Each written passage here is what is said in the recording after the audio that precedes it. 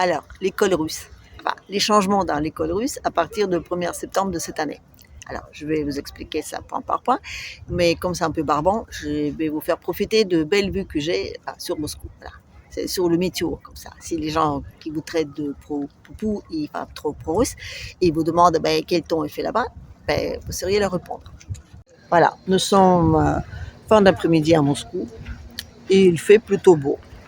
Là, je suis devant un grand lac à Strogino. Vous voyez les gens qui se baladent, qui se baignent, qui font du sport nautique. C'est plutôt cool. Il y a une ambiance assez sereine. Voilà. Bref. Oui, c'est samedi, donc c'est normal qu'il y a du monde un petit peu ici. Dans la semaine, c'est plutôt vide, mais bon, il y a quand même, dans les après-midi, il y a quand même des mômes qui se baladent. Alors, en parlant des mômes, qu'est-ce qu'ils vont avoir de nouveau maintenant donc, à l'école? Bon, la première chose, ils vont rétablir les travaux manuels, enfin, les travaux de domicile. Et donc, on va apprendre les garçons à monter les meubles, enfin même les fabriquer, hein, parce que les garçons sont devenus complètement nuls. Enfin, il y a plein de blagues qui courent donc à Moscou, enfin en Russie, sur la nullité des garçons en ce qui concerne le montage de meubles. Voilà. Donc maintenant, ils vont apprendre ça à l'école. Les filles vont apprendre la cuisine, la couture, le tricot, enfin plein d'autres trucs. Bon, il faut aussi apprendre donc, la mécanique, ils sauront réparer leurs mobylettes. Enfin, je dis les garçons, pas les filles. Mais ça, je suis d'accord, je trouve que c'est nul aussi. Voilà. Moi, je trouve que ça a été peut-être bien de mélanger les deux. Enfin, je veux dire, en même cours, apprendre la cuisine et aux garçons et aux filles. Mais non, ils ont décidé de séparer. Voilà, séparer les filles et les garçons. Bon, écoutez, chacun pense ce qu'il veut de ça. Moi, je pense que c'est nul. Mais bon, après, vous voyez, je veux dire, moi, à l'école, donc à l'époque soviétique, j'ai appris à faire la cuisine. Donc, pas tellement, mais plutôt, je veux dire, de la couture, les tricots. Voilà. Et ça ne m'a pas empêché par la suite d'apprendre à manier la truelle, la perceuse, et de refaire ma salle de bain entièrement, plomberie et carrelage compris. Vous voyez, une fois qu'on sait faire quoi que ce soit avec ses mains, enfin je dis n'importe quoi, l'idée de se dire qu'on est capable de faire quelque chose avec, elle vient dans nos têtes. Donc, après, c'est juste une question de choix et du ton. Voilà. Mais c'est vrai, et là je suis d'accord dans ce qui est dit donc par les autorités russes, qu'il faut que les travaux manuels soient remis à goût du jour. Il faut que les gens y pensent et ils pensent qu'ils sont capables à les faire, et surtout que ça peut être très valorisant et même très, très intéressant aussi bien pour eux dans leur vie active, ça veut dire de faire leur métier, comme tout simplement, enfin je veux dire pratique au quotidien à la maison. Voilà. Et d'ailleurs, en parlant de la maison, il y aura de nouveaux cours, donc les cours de la famille. Voilà. Oui, donc nous on a l'éducation sexuelle, je dis en Europe, et ici ils vont apprendre les bases de famille, parce que c'est une famille saine, comment entretenir les relations, des bonnes relations au couple, comment donc respecter son conjoint et sa conjointe, comment donc élever et éduquer les enfants. Voilà. Donc, la famille et la maison sont mis au goût du jour, mais pas que. Et ils vont aussi rajouter les cours concernant la défense de la patrie. Voilà. Oui, donc ils vont apprendre les citoyens russes, donc les valeurs de la Russie. Et ils vont aussi apprendre de reconnaître, on va dire, les ennemis et de comment est-ce qu'on peut défendre sa patrie. Voilà. On remet le mot de la patrie à goût du jour. Et d'ailleurs, la partie qu'il faut défendre, il n'y aura pas que des cours en théorie, il y aura aussi la pratique à partir de donc 10e et 11e classe, parce qu'en Russie, donc, on commence par le 1 et on finit par 10 et 11. Voilà. Quand vous êtes tout nouveau élève, vous êtes en première. Voilà. Par la suite, plus vous montez dans l'âge, il va dire, et plus vous franchissez donc les classes, plus vous avancez vers la 11e classe. Voilà. Quand j'étais jeune, il n'y en avait que 10, maintenant il y a 11 classes. Et dans la 10e, 11e classe, donc, les enfants vont apprendre les maniements des armes. Voilà. Ils vont apprendre à tirer, ils vont apprendre à entretenir les armes, ils vont apprendre, ils auront des bases de défense. Et ils ont aussi les bases de tous les soins médicaux qu'on peut avoir besoin pas seulement face à des grands blessés de la guerre, mais aussi face à quelqu'un qui a une crise cardiaque dans la rue. Voilà. Donc ce sera enseigné dans les écoles à tous les enfants aussi. Et ils vont aussi donc plus accentuer les cours d'histoire. En ce qui concerne donc l'histoire russe sera enseignée d'une façon plus approfondie.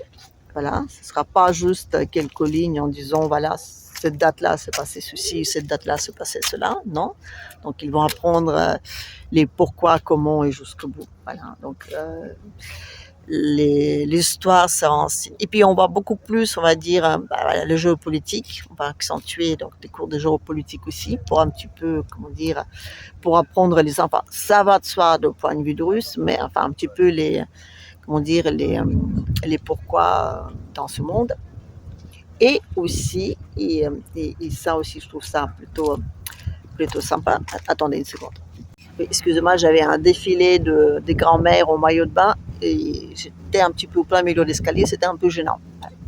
Donc je disais donc, que les Russes vont renseigner l'histoire et aussi le respect. Voilà, le respect. Et vous savez quoi? Maintenant, donc les professeurs, ils auront le droit de punir les enfants pour non-respect et les mauvais comportements. Voilà.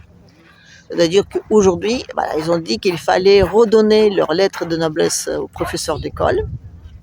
Il fallait que les enfants qui parlent mal aux professeurs, qui les insultent ou qui ont des gestes inappropriés, soient punis. Voilà, ils sont punis. C'est comme ça. Donc, on dit qu'on n'a plus maintenant parlé mal aux professeurs. Et en ce qui concerne les téléphones portables, les tablettes, les divers trucs informatiques, à l'école, maintenant, c'est interdit.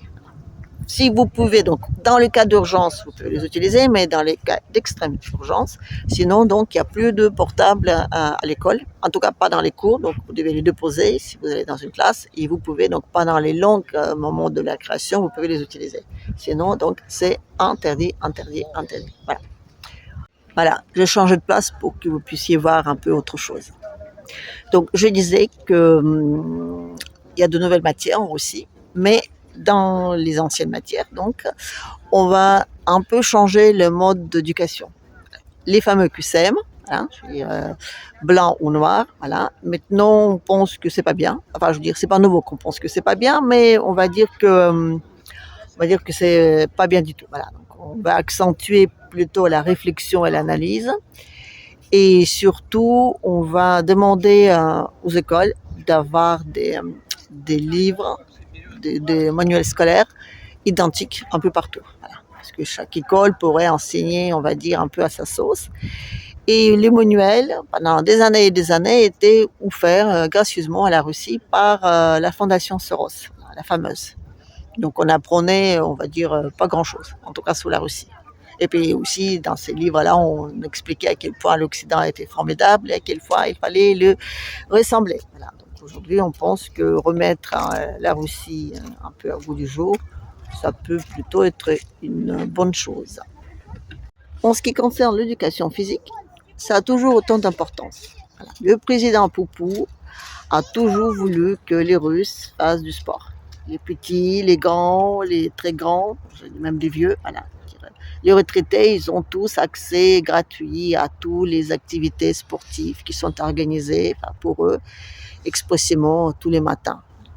Et les jeunes, après l'école, ils se retrouvent sur les stades et ils jouent au foot, au basket, au volley, enfin à tous les sports plutôt, on va dire, collectifs. Et sinon, voilà, les mômes, ils peuvent se retrouver sur les terrains de jeu. Ils sont très très nombreux et ils peuvent donc ou s'amuser ou faire du sport. Voilà. Là, je pense que c'est un terrain de jeu qui est plutôt utilisé l'hiver. Voilà. Vous voyez, ce gros machin là-bas, voilà, tout en bois. Voilà, ce gros machin, il n'est pas très utilisable maintenant. En tout cas, la glissade, il n'est pas super. Enfin, on peut toujours courir dessus, mais pas trop glisser. Parce que ça, vous voyez, on l'utilise plutôt l'hiver. Quand il y a de la neige et quand il fait très froid, on met de la glace par-dessus et on glisse. Voilà, on glisse sous les fesses, sous le bout de carton ou sur une luge. Et c'est très très sympa. Voilà. Oui, parce que l'hiver, les mômes, ils jouent aussi. Enfin, il y a des terrains de sport. Et là, la place de faire du foot. Et ils font du hockey sur glace. Voilà.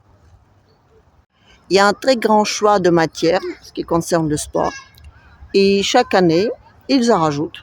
Je ne sais pas comment ils arrivent encore à trouver des matières à rajouter, parce que je crois qu'il y a déjà un panel très large, mais ils en rajoutent chaque année. Et cette année, je crois que parmi les 3 nouvelles matières au sport, ben, il y a le golf. Voilà. Donc, oui, les enfants russes, maintenant, ils apprennent le golf dans les écoles. Je vous montre le toboggan d'hiver de plus près. Vous voyez. Donc, il y a la neige et puis après, il y a de la glace. Et on fait glisser. En gros, j'ai l'impression que la Russie aujourd'hui, elle a une vision très très pragmatique de ses relations futures avec, comment dire, l'Occident collectif.